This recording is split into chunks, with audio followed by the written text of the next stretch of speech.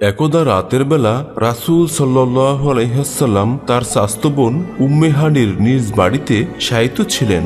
এমন সময় দুইজন ফেরেশতা হযরত জিবরাইল আলাইহিস সালাম এবং হযরত মিকাইল আলাইহিস সালাম এসে তাকে জাগালেন। অতঃপর প্রথমে হাকিমে কাবার নিকট নিয়ে গেলেন, তারপর তাকে জমজম কূপের নিকট নিয়ে গেলেন এবং তাকে শুইয়ে দিয়ে বক্ষ বিতরণ করলেন, অর্থাৎ বুকে অস্ত্রোপচার করে হৃৎপিণ্ড বের করে জমজমের পানি দ্বারা দৌত করলেন। অতঃপর ঈমান ও হিকমত দিয়ে যথাস্থানে তা পুনরায় স্থাপন করলেন। এমনটি করার উদ্দেশ্য ছিল উর্দু জগতের পরিবেশ সহ্য করার মতো যোগ্যতা ও আল্লাহ তাআলার দিদার লাভ করার মতো শক্তি অর্জন করা এবং আল্লাহর কালাম শুনে আয়ত্ত করার ক্ষমতা তার অন্তরে তৈরি করে দেওয়া। অতঃপর বোরাক নামক এক জন্তুকে আনা হলো। হাদিসের ভাষা মতে বোরাক একটি জান্নাতি পশু, যার আকার আকৃতি ঘোড়ার চেয়ে ছোট এবং গাধার চেয়ে একটু বড় ছিল। তার গতি এত দ্রুত ছিল যে দৃষ্টির শেষ সীমায় তার এক একটি কদম গিয়ে পড়ত। অতঃপর মহানবী সাল্লাল্লাহু আলাইহি ওয়াসাল্লাম বোরাকের উপর সাওয়ার হওয়ার জন্য প্রস্তুত হলেন। তখন বোরাক নড়াচড়া করে কিছুটা অস্বীকৃতি ভাব প্রকাশ করলো। তখন জিবরাইল আলাইহিস সালাম বললেন, হে বোরাক, তুমি কি জানো তোমার পিঠে কে সাওয়ার হয়েছেন? আজ পর্যন্ত তার চেয়ে সম্মানিত বান্দা তোমার পিঠে আরোহণ করেনি। ইনি হলেন সাইয়্যিদুল মুরসালিন খাতামুন নবীন হযরত মুহাম্মদ সাল্লাল্লাহু আলাইহি ওয়াসাল্লাম। তখন বোরাক লজ্জাবনিত হয়ে তার শরীর ঘামে ভিজে গেল। অতঃপর নবী সাল্লাল্লাহু আলাইহি ওয়াসাল্লাম বুরাকে আরোহণ করে বাইতুল মুকাদ্দাসের উদ্দেশ্যে রওনা করলেন। এ সময় হযরত জিবরাইল আলাইহিস সালাম তার সাথে ছিলেন। যাবার সময় রাস্তার পাশ দিয়ে তিনি এক বৃদ্ধার কাছ দিয়ে অতিক্রম করতেছিলেন। বৃদ্ধা হযরত মুহাম্মদ সাল্লাল্লাহু আলাইহি ওয়াসাল্লামকে ডাক দিলেন। তখন জিবরাইল আলাইহিস সালাম বললেন, হে নবী, আপনি সামনে চলুন, এর প্রতি আপনি কোনো গুরুক্ষেপ করবেন না। আরো কিছুক্ষণ যাওয়ার পর আরেক বৃদ্ধার সাথে দেখা হলো। সেও মহানবী সাল্লাল্লাহু আলাইহি ওয়াসাল্লামকে আহ্বান করলো। অতঃপর হযরত জিবরাইল আলাইহিস সালাম নবীকে পুনরায় যেতে বললেন। আরো কিছু দূর অগ্রসর হয়ে দেখলেন একদল লোক। তারা নবী করিম সাল্লাল্লাহু আলাইহি ওয়াসাল্লামকে দেখে বললেন, আসসালামু আলাইকুম। তখন হযরত জিবরাইল আলাইহিস সালাম বললেন, আপনি এদের সালামের জবাব দিন। ফলে নবী করিম সাল্লাল্লাহু আলাইহি ওয়াসাল্লাম তাদের সালামের জবাব দিলেন। অতঃপর দলটি চলে যায়। তখন জিবরাইল আলাইহিস সালাম বললেন, যে বৃদ্ধাকে আপনি রাস্তার পাশে দেখলেন সে হলো দুনিয়া। এই বৃদ্ধা বার্ধক্যের শেষ সীমায় এসে পৌঁছে গেছে, তার হায়াত আর বেশি কিছু বাকি নেই। ঠিক তেমনি দুনিয়ার অবস্থাও তাই, দুনিয়াও তার শেষ পর্যায়ে এসে উপনীত হয়েছে। আর তারপরে যে বৃদ্ধাকে দেখেছিলেন সে হলো অভিশপ্ত শয়তান। তাদের উভয়ের উদ্দেশ্য ছিল আপনাকে তাদের প্রতি আকৃষ্ট করা।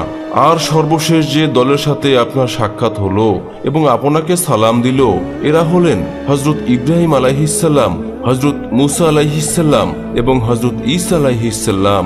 অতঃপর হযরত মুহাম্মদ সাল্লাল্লাহু আলাইহি ওয়াসাল্লাম পুনরায় পথ চলতে শুরু করলেন। চলতে চলতে তিনি একটি জায়গায় এসে উপনীত হলেন। একদল লোকের পাশ দিয়ে অতিক্রম করলেন, যাদের হাতে বড় বড় তামার নখ ছিল। তা দিয়ে তারা নিজের চেহারা আশ্রে ক্ষত বিক্ষত করছিল। নবী সাল্লাল্লাহু আলাইহি ওয়াসাল্লাম হযরত জিবরাইল আলাইহিস সালামকে বললেন, এরা কারা? হযরত জিবরাইল আলাইহিস সালাম জবাব দিলেন, এরা হলো সেই সব লোক যারা দুনিয়াতে মানুষের গোশত খেত, অর্থাৎ এরা দুনিয়াতে গীবাত করত, পরনিন্দা করত, এরা মানুষের দোষ চর্চা করত, তাই তাদের এই অবস্থা। এরপর রাসূলুল্লাহ সাল্লাল্লাহু আলাইহি ওয়াসাল্লাম আবারও সামনে অগ্রসর হলেন। কিছু দূর যেতে এক ব্যক্তিকে রক্তের নদীতে হাবুডুবু খেতে দেখলেন এবং দেখলেন সে পাথর লোকমা করে খাচ্ছে। রাসূল সাল্লাল্লাহু আলাইহি ওয়াসাল্লাম জিবরাইল আলাইহিস সালামকে বললেন, এই লোকটি কে? হযরত জিবরাইল আলাইহিস সালাম বললেন, এ হলো সেই ব্যক্তি যে দুনিয়াতে সুদ খেত, মানুষ রক্ত পানি করে অর্থ উপার্জন করত, আর তিনি সে অর্থ বক্ষণ করত। অতঃপর নবী করিম সাল্লাল্লাহু আলাইহি ওয়াসাল্লাম আবারও চলতে শুরু করলেন। কিছুক্ষণ পর একদল লোককে তিনি দেখলেন, তাদের মাথা পাথর দিয়ে চূর্ণ বিচূর্ণ করে দেওয়া হচ্ছে, আবার মুহূর্তের মধ্যে তা আগের মতো হয়ে যাচ্ছে, আবার পাথর মেরে চূর্ণ বিচূর্ণ করে দেওয়া হচ্ছে। এভাবে অনবরত চলছে। মহানবী সাল্লাল্লাহু আলাইহি ওয়াসাল্লাম হযরত জিবরাইল আলাইহিস সালামকে জিজ্ঞেস করলেন, এরা কারা? হযরত জিবরাইল আলাইহিস সালাম উত্তর দিলেন, এরা সেই সব লোক যারা ফজরের নামাজ আদায় করতে অলসতা করত। অতঃপর তিনি কিছু দূর এগোতেই তিনি একদল নারী পুরুষের পাশ দিয়ে অতিক্রম করলেন। তিনি দেখলেন তাদের সামনে একটি পাতিলের মধ্যে পাকানো গোস্ত রয়েছে এবং অপর আরেকটি পাতিলে কাঁচা গোস্ত রয়েছে, কিন্তু লোকগুলো ভালো পাকানো গোস্ত বাদ দিয়ে কাঁচা ও পচা গোস্ত খাচ্ছে। তখন হযরত মুহাম্মদ সাল্লাল্লাহু আলাইহি ওয়াসাল্লাম হযরত জিবরাইল আলাইহিস সালামকে জিজ্ঞেস করলেন, এরা কারা? হযরত জিবরাইল আলাইহিস সালাম জবাব দিলেন, এরা আপনার উম্মতের ওই সকল নারী পুরুষ যারা তাদের ঘরে হালাল স্বামী বা স্ত্রী থাকা সত্ত্বেও অন্যান্য নারী ও পুরুষের সাথে রাত্রি যাপন করত। কিছু দূর এগুতেই নবী সাল্লাল্লাহু আলাইহি ওয়াসাল্লাম দেখলেন যে একটি তন্তু রুটি পাকানো চুলা, যার মধ্যে ধাউ ধাউ করে আগুন জ্বলছে। কিছু সংখ্যক উলঙ্গ নারী পুরুষ আগুনের মধ্যে ঘুরপাক খাচ্ছে। সেখান থেকে বিস্তৃত দুর্গন্ধ বের হচ্ছে এবং সাপ বিচ্ছু তাদের লজ্জাস্থান কামড়াচ্ছে। নবী সাল্লাল্লাহু আলাইহি ওয়াসাল্লাম জিজ্ঞেস করলেন, এরা কারা? হযরত জিবরাইল আলাইহিস সালাম বললেন, এরা ব্যভিচারিণী নারী এবং পুরুষ যারা বিয়ে না করেই জিনায় লিপ্ত হতো। অতঃপর কিছু দূর অগ্রসর হওয়ার পর দেখলেন এক ব্যক্তি একটি বিশাল লাকড়ির বোঝা জড়ো করছে এবং মাথায় উঠানোর জন্য চেষ্টা করছে এবং ব্যর্থ হয়ে আশেপাশে থেকে আরো কিছু লাকড়ি এনে বোঝা ভারী করে তুলছে, আবারও বোঝা ওঠাতে ব্যর্থ হয়ে আরো লাকড়ি জড়ো করছে। এভাবে ব্যর্থ হচ্ছে এবং আবারও বোঝা ভারী করছে। কিন্তু তার উচিত ছিল যে যখন সে দেখছে যে বোঝা ভারী হয়ে যাচ্ছে তখন কিছু লাকড়ি কমিয়ে নেওয়া, কিন্তু সে বিপরীত কাজ করছে। এই অভিনব কাজ থেকে হযরত মুহাম্মদ সাল্লাল্লাহু আলাইহি ওয়াসাল্লাম হযরত জিবরাইল আলাইহিস সালামের কাছে জিজ্ঞেস করলেন, ব্যাপারটা কি? হযরত জিবরাইল আলাইহিস সালাম উত্তর দিলেন, সে আপনার উম্মতের ওই ব্যক্তি যার উপরে মানুষের হক ও পাওনা রয়েছে এবং সে তা আদায় করতে পারছিল না, অথচ সে দিন দিন ঋণের বোঝা আরো বাড়িয়ে তুলছিল। অতঃপর নবী সাল্লাল্লাহু আলাইহি ওয়াসাল্লাম সামনে অগ্রসর হলেন। কিছু দূর যেতেই এক জায়গায় দেখলেন কিছু লোকের জিহ্বা আগুনের কেসি দ্বারা কাটা হচ্ছে, অতঃপর তার সাথে সাথে আবার ঠিক হয়ে আগের মতো হয়ে যাচ্ছে, অতঃপর আবার কাটা হচ্ছে, আবার আগের মতো হয়ে যাচ্ছে। এই অবস্থা চলতেই আছে। রাসূল সাল্লাল্লাহু আলাইহি ওয়াসাল্লাম জিজ্ঞেস করলেন, এরা কারা? হযরত জিবরাইল আলাইহিস সালাম জবাব দিলেন, এরা সেই সমস্ত লোক যারা মানুষকে উপদেশ দিত অথচ নিজেরা সে উপদেশ অনুযায়ী আমল করত না। এভাবে অনেক ঘটনার মধ্য দিয়ে রাসূল সাল্লাল্লাহু আলাইহি ওয়াসাল্লাম বাইতুল মুকাদ্দাসে পৌঁছে গেলেন। সেখানে গিয়ে তিনি বোরাকটি আংটির মধ্যে বেঁধে রাখলেন, যেখানে পরবর্তী নবীগণ সোয়ারি বাঁধতেন। কোনো বর্ণনাতে হযরত জিবরাইল আলাইহিস সালাম নিজের আঙ্গুল দিয়ে একটি পাথর ছিদ্র করে দিয়েছিলেন, অতঃপর তাতে বোরাক বেঁধেছিলেন। অতঃপর বাইতুল মুকাদ্দাসে প্রবেশ করে মহানবী সাল্লাল্লাহু আলাইহি ওয়াসাল্লাম 2 রাকাত তাহিয়াতুল নামাজ আদায় করলেন। এদিকে মহানবী সাল্লাল্লাহু আলাইহি ওয়াসাল্লামের আগমনের ফলে আল্লাহ তাআলা তাকে অভ্যর্থনা জানানোর জন্য সমস্ত আয়োজন সেখানে করে রেখেছিলেন। সমস্ত নবীগণ এবং অনেক ফেরেশতাগণ আগমন করেছিলেন। এরপর হযরত জিবরাইল আলাইহিস সালাম আজান দিলেন এবং ইমামতির জন্য হযরত মুহাম্মদ সাল্লাল্লাহু আলাইহি ওয়াসাল্লামকে সামনে বাড়িয়ে দিলেন। ফলে তিনি সমস্ত নবীগণের ইমাম হয়ে 2 রাকাত নামাজ পড়ালেন। নামাজ শেষে তিনি বিশেষ বিশেষ নবী রাসূলগণের সাথে সাক্ষাৎ করলেন। তারা সকলেই তাকে অভ্যর্থনা জানান এবং তার প্রশংসা করেন। এরপর তিনি যখন মসজিদ থেকে বের হয়ে আসেন তখন তার সামনে 3টি পেয়ালা পেশ করা হয়। একটি ছিল পানির পেয়ালা, আরেকটা ছিল দুধের পেয়ালা এবং অন্যটি শরাবের। নবী করিম সাল্লাল্লাহু আলাইহি ওয়াসাল্লাম দুধের পেয়ালা গ্রহণ করলেন। তখন জিবরাইল আলাইহিস সালাম বললেন, ইয়া রাসূলুল্লাহ, আপনি ফিতরাকে গ্রহণ করেছেন। যদি আপনি শরাব গ্রহণ করতেন তাহলে আপনার উম্মত গোমরাহ হয়ে যেত, আর যদি আপনি পানি গ্রহণ করতেন তাহলে আপনার উম্মত ডুবে মরত। অতঃপর জান্নাত থেকে বাইতুল মুকাদ্দাস পর্যন্ত একটি সিঁড়ি স্থাপন করা হয়। তখন রাসূল সাল্লাল্লাহু আলাইহি ওয়াসাল্লাম যাত্রা শুরু করলেন। ঊর্ধ্ব আকাশপানে মহান প্রভুর সান্নিধ্য লাভের উদ্দেশ্যে সাথে ছিলেন হযরত জিবরাইল আলাইহিস সালাম সহ আরো অনেক ফেরেশতা। চলতে চলতে এক পর্যায়ে রাসূল সাল্লাল্লাহু আলাইহি ওয়াসাল্লাম প্রথম আসমানে পৌঁছালেন। হযরত জিবরাইল আলাইহিস সালাম দরজায় নক করলেন। ভেতর থেকে দারোয়ান জিজ্ঞেস করলেন, কে?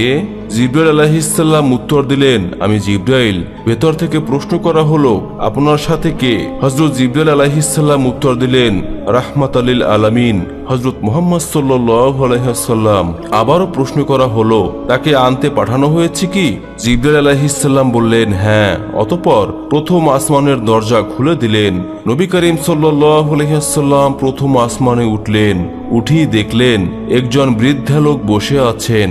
জিবরাইল আলাইহিসসালাম বললেন, হে নবী, আপনি তাকে সালাম করুন, ইনি আপনার পিতা হযরত আদম আলাইহিসসালাম। ফলে মহানবী সাল্লাল্লাহু আলাইহি ওয়াসাল্লাম তাকে সালাম দিলেন। তিনি সালামের উত্তর দিলেন, মারহাবা বলে অভিনন্দন জানালেন এবং কিছু উপদেশ দিলেন। অতঃপর সেখানে মহানবী সাল্লাল্লাহু আলাইহি ওয়াসাল্লাম দেখলেন যে হযরত আদম আলাইহিসসালামের ডান পাশে কিছু মানবাকৃতি এবং বাম পাশে কিছু মানব আকৃতি রয়েছে। যখন ডান দিকে তাকান তখন তিনি আনন্দিত হন, আর যখন বাম দিকে তাকান তখন তিনি কান্নায় ভেঙে পড়েন। রাসূল সাল্লাল্লাহু আলাইহি ওয়াসাল্লাম জিজ্ঞেস করলেন, ভাই জিবরাইল, কারণটা কি? উত্তরে হযরত জিবরাইল আলাইহিসসালাম বললেন, ইয়া রাসূলুল্লাহ, তার ডান পাশে যে আকৃতির মানুষগুলোকে দেখছিলেন এরা হলো আসহাবুল ইয়ামিন, এরা জান্নাতবাসী হবে। আর বাম পাশে যে মানবাকৃতিগুলো দেখছেন এরা হলো আসহাবুল সিমাল, অর্থাৎ এরা হলো জাহান্নামী। তাই যখন তিনি ডান দিকে তাকান তখন তার জান্নাতবাসী সন্তানদেরকে দেখে তার খুশিতে মনটা ভরে ওঠে, আর যখন বাম দিকে তাকান তখন তার জাহান্নামী সন্তানদেরকে দেখে তিনি বেদনায় ভারাক্রান্ত হয়ে পড়েন। যাই হোক, হযরত আদম আলাইহিসসালামের নসিহত শেষে তিনি একইভাবে দ্বিতীয় আসমানে গিয়ে ওঠেন এবং আগের মতো প্রশ্ন উত্তরের পর দারোয়ান গেট খুলে দিল এবং তিনি ভেতরে প্রবেশ করলেন। এখানে তার সাথে সাক্ষাৎ হয় হযরত ঈসা আলাইহিসসালাম এবং ইয়াহইয়া আলাইহিসসালামের সাথে। এরপর চলে যান তৃতীয় আসমানে, সেখানে সাক্ষাৎ হয় হযরত ইউসুফ আলাইহিসসালামের সাথে। এরপর চলে যান চতুর্থ আসমানে, যেখানে দেখা হয় হযরত ইদ্রিস আলাইহিসসালামের সাথে। অতঃপর পঞ্চম আসমানে দেখা হয় হযরত হারুন আলাইহিসসালামের সাথে। ষষ্ঠ আসমানে হযরত মূসা আলাইহিসসালামের সাথে সাক্ষাৎ হয়। অতঃপর সর্বশেষ সপ্তম আসমানে হযরত ইব্রাহিম আলাইহিসসালামের সাথে সাক্ষাৎ হয়। সেখানে গিয়ে তিনি দেখলেন একজন বৃদ্ধা বাইতুল মামুরে হেলান দিয়ে বসে আছেন। বাইতুল মামুর হলো দুনিয়ার বাইতুল্লাহর সোজা উপরে সপ্তম আকাশ, ফেরেশতাদের কিবলা। প্রতিদিন ৭০,০০০ ফেরেশতা এর তাওয়াফ করেন এবং যারা একবার তাওয়াফ করার সুযোগ পান কিয়ামত পর্যন্ত তারা আর তাওয়াফ করার সুযোগ পাবেন না। এখানেও হযরত জিবরাইল আলাইহিসসালাম হযরত মুহাম্মদ সাল্লাল্লাহু আলাইহি ওয়াসাল্লামকে হযরত ইব্রাহিম আলাইহিসসালামের সাথে পরিচয় করিয়ে দিলেন। তারা কিছুক্ষণ আলাপ করলেন, এরপর বিদায় নিয়ে আরো উপরে উঠতে শুরু করলেন। অতঃপর সিদরাতুল মুনতাহায় গিয়ে পৌঁছলেন। সেখানে তিনি জান্নাতের সকল স্তর ঘুরে ঘুরে দেখলেন এবং তার জন্য বরাদ্দকৃত ঘরটি দেখে সেখানে প্রবেশ করতে চাইলে তাকে বলা হলো, এখনো আপনার দুনিয়াতে জীবন বাকি রয়েছে। অতঃপর সিদরাতুল মুনতাহা ভ্রমণ শেষে হযরত জিবরাইল আলাইহিসসালাম বললেন, ইয়া রাসূলুল্লাহ, আপনি এবার একা যান। রাসূল সাল্লাল্লাহু আলাইহি ওয়াসাল্লাম বললেন, কেন, আপনি কি সাথে যাবেন না? এবার হযরত জিবরাইল আলাইহিসসালাম বললেন, ইয়া রাসূলুল্লাহ, যদি আমি আর এক চুল পরিমাণ উপরে যাই তাহলে আমার পাখা পুড়ে ছাই হয়ে যাবে। অতঃপর রাসূল সাল্লাল্লাহু আলাইহি ওয়াসাল্লাম একাই চললেন। নিস্তব্ধ নীরব এলাকা, কোনো সারা শব্দ নেই, সঙ্গীহীন যাত্রী এক অদৃশ্য ইশারায় সম্মুখপানে এগিয়ে চলেছেন। এমন সময় হঠাৎ করে তার সামনে এক মনমুগ্ধকর সবুজ রঙের সিংহাসন এসে উপস্থিত হলো, যাকে কোরআনের ভাষায় রফরফ বলা হয়। অতঃপর রাসূল সাল্লাল্লাহু আলাইহি ওয়াসাল্লাম এই রফরফে উঠে বসলেন। অতঃপর তা নবী করিম সাল্লাল্লাহু আলাইহি ওয়াসাল্লামকে নিয়ে উপরের দিকে চলল। এ সফরে তিনি আল্লাহর অনেক নিদর্শন দেখলেন, বিশাল বিশাল এলাকা অতিক্রম করলেন এবং বিরাট বিরাট ফেরেশতাদেরকে বিভিন্ন কাজে নিয়োজিত দেখলেন। এক পর্যায়ে তিনি এক জায়গায় গিয়ে দেখলেন দীর্ঘ আকৃতির বয়াল বিশিষ্ট এক ফেরেশতা চেয়ারে বসে আছেন। তার হাতে রয়েছে একটি নূরের ফলক আর পাশে একটি বিরাট গাছ, যাকে বলা হয় সাজারাতুল ইয়াকিন। এর প্রতিটি পাতায় দুনিয়াবাসীদের এক একজনের নাম লেখা রয়েছে। তিনি খুব মনোযোগ দিয়ে তার হাতের ফলকটি দেখেছিল আর একটু পরপর গাছের পাতার দিকেও তাকাচ্ছিলেন। তিনি এই কাজে এত মশগুল, রাসূল সাল্লাল্লাহু আলাইহি ওয়াসাল্লাম তাকে সালাম দিলেন।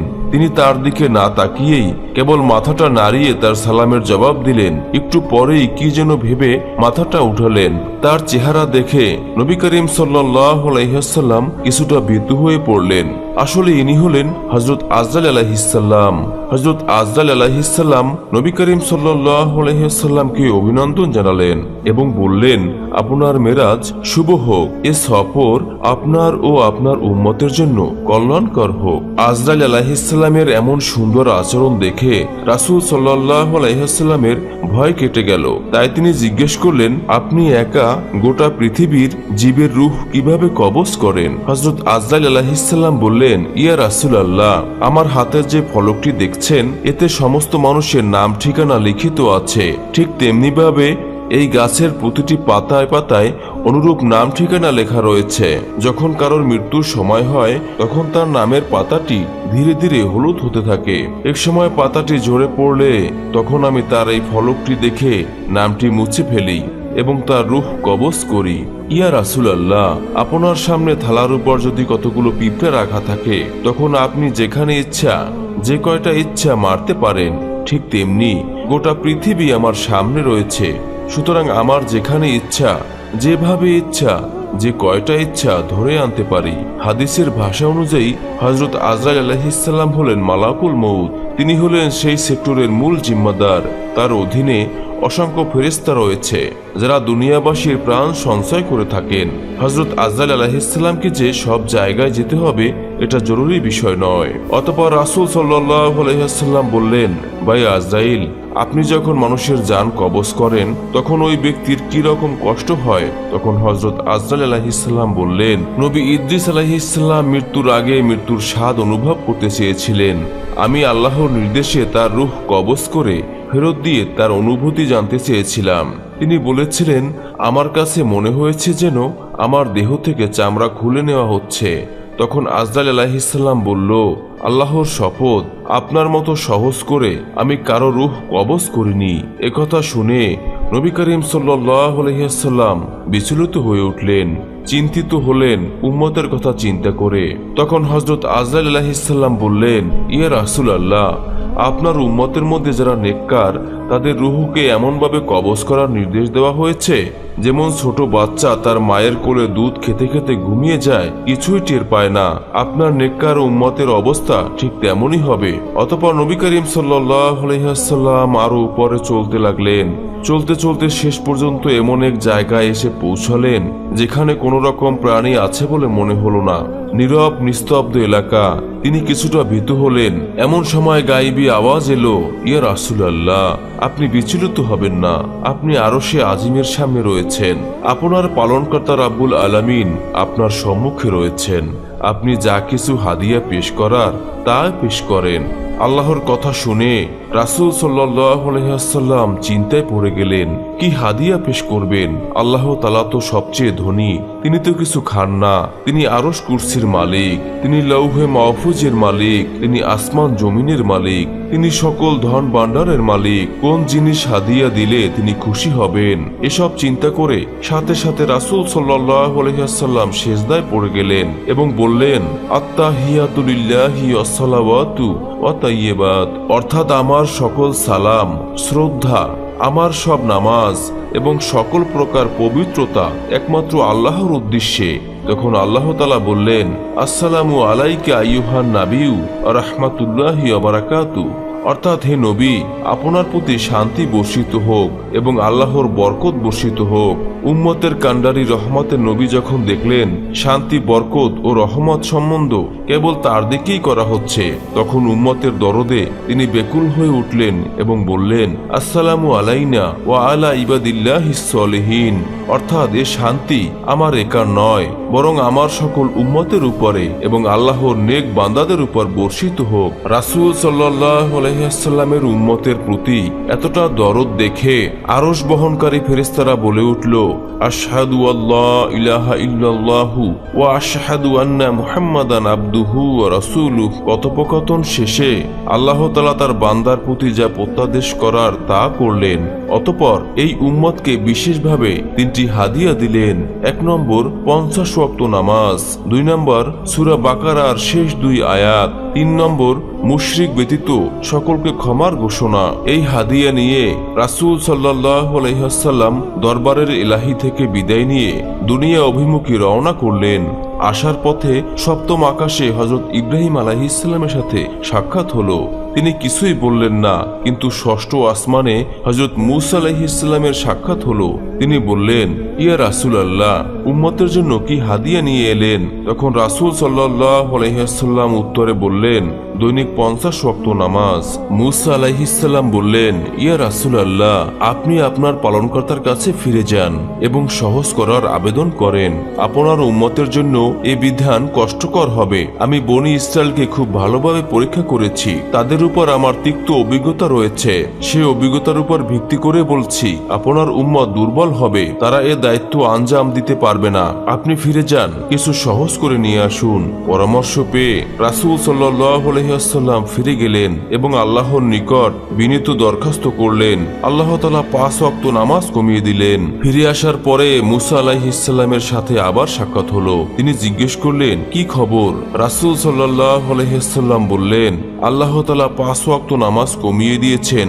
অতঃপর মূসা আলাইহিস সালাম পুনরায় সেই কথাই বললেন, আপনার উম্মত দুর্বল হয়ে পড়বে, তারা এত ওয়াক্ত নামাজ আদায় করতে সক্ষম হবে না, আপনি আবার ফিরে যান। এভাবে নবী সাল্লাল্লাহু আলাইহি ওয়াসাল্লাম হযরত মূসা আলাইহিস সালামের কথা অনুযায়ী মোট 9 বার আল্লাহর কাছে ফিরে গেলেন এবং প্রতিবার আল্লাহ তাআলা 5 ওয়াক্ত নামাজ কমিয়ে দিলেন। শেষ পর্যন্ত মোট 5 ওয়াক্ত নামাজ থাকলো। মূসা আলাইহিস সালাম আবারও ফিরে যেতে অনুরোধ করলেন, কিন্তু রাসূল সাল্লাল্লাহু আলাইহি ওয়াসাল্লাম এবার উত্তর দিলেন, আমি লজ্জা বোধ করছি, আর ফিরে যেতে পারবো না। অতঃপর তিনি নিচের দিকে অগ্রসর হলেন। এমন সময় গাইবী আওয়াজ এলো, হে বন্ধু, আমার কথার পরিবর্তন হয় না, আমি বান্দার প্রতি জুলুমও করি না। অর্থাৎ আপনার উম্মত 5 ওয়াক্ত নামাজ পড়বে, কিন্তু সওয়াব 50 ওয়াক্তেরই পাবে।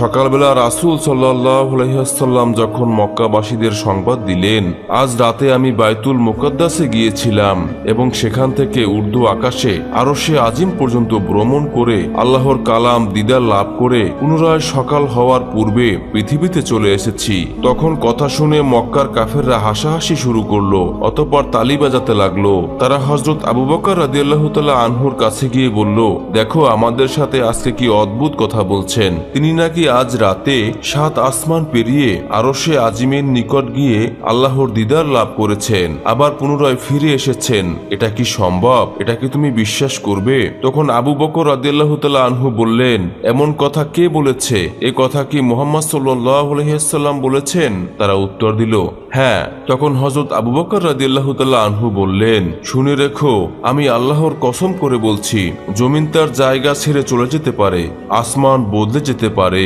চন্দ্র ও সূর্য আলোশূন্য হয়ে যেতে পারে, কিন্তু আমার মাহবুব হযরত মুহাম্মদ সাল্লাল্লাহু আলাইহি ওয়াসাল্লাম কখনো মিথ্যা বলতে পারে না।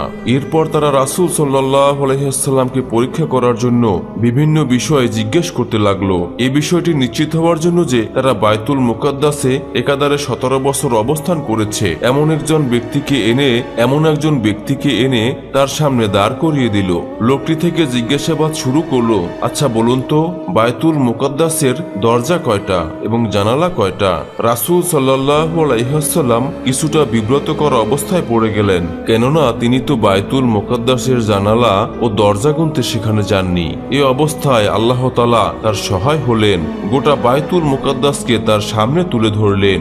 রাসূল সাল্লাল্লাহু আলাইহি ওয়াসাল্লাম দেখে দেখে গুনে গুনে বলে দিলেন, সুবহানাল্লাহ।